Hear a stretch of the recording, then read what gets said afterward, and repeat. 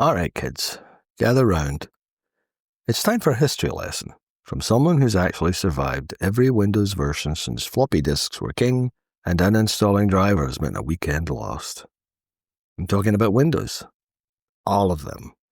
The good, the bad, the infuriating.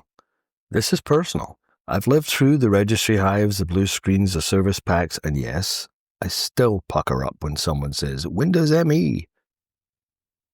So let me rank every major Windows version from surprisingly good to why Microsoft, why?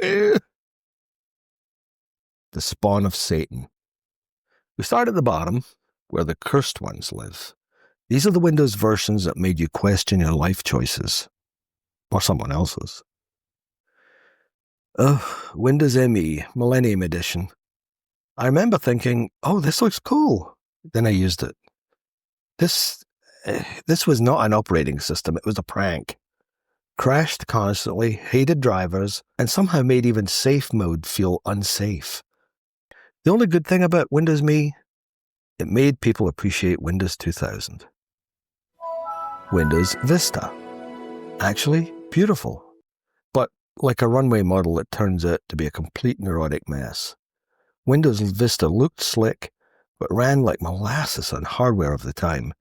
UAC prompts every time you breathed, half your peripherals just gave up and died. It was Microsoft's awkward emo phase. Lots of style, zero substance. Barely tolerable. These were the Windows versions you had to use because you were told to. You didn't love them, you tolerated them like a bad in-law who occasionally paid for dinner. Windows 8. Ah, yes.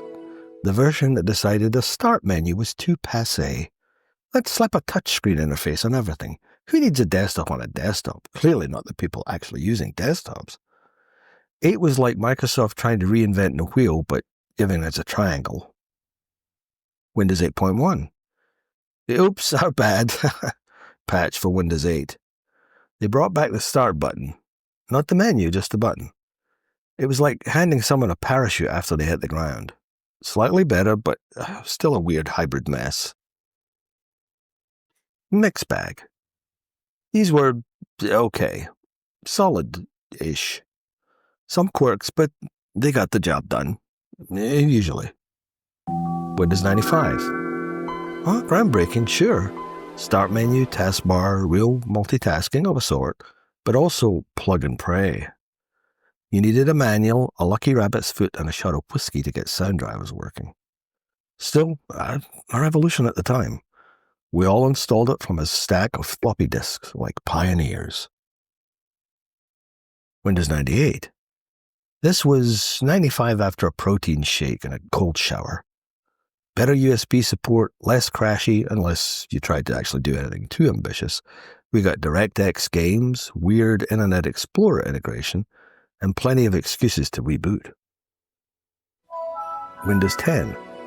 Touted as the last version of Windows, and we all know how that turned out. It was fine, decent even, but Microsoft couldn't help turning it into a testing lab.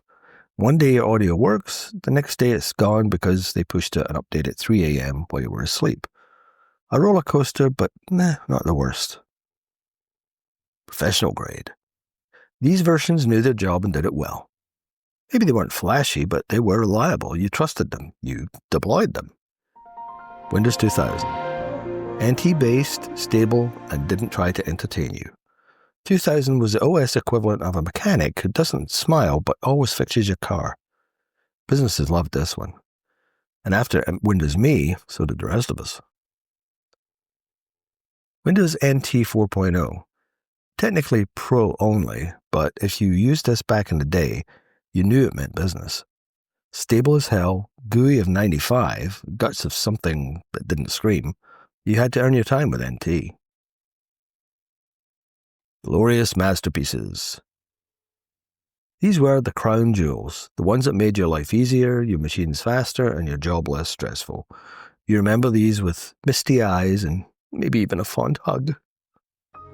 Windows XP. Another classic. It did take a few service packs to get there, but once it hit its stride, XP ran everything. It had that sweet Luna theme, which, yes, looked like Fisher-Price for grown-ups, but we loved it anyway. The default wallpaper was named Bliss, and XP kinda was. Windows 7. If Windows versions were classic cars, 7 would be the one you wash and wax on Sundays. This was peak Windows, rock solid, clean interface, didn't talk back, and didn't shove ads into your start menu. You could install it and leave it alone. What a concept. Wildcard, Windows 11. And now we come to the present. Still controversial, still kind of weird. Windows 11 looks great, modern UI, snap layouts, rounded corners, and hardware requirements that locked out half of the world. It's like Microsoft said, this OS is only for the cool kids with TPM 2.0 and UEFI. Is it good? Sometimes. But it still feels like a reskinned Windows 10 that wants to sell me something every 5 minutes.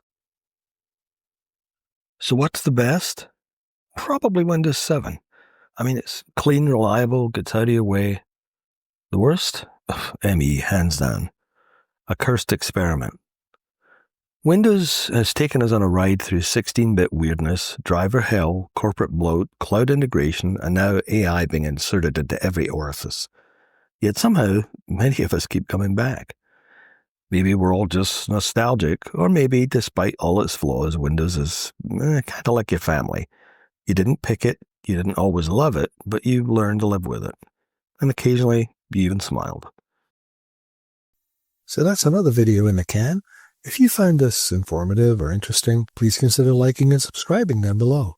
And remember, be excellent to each other.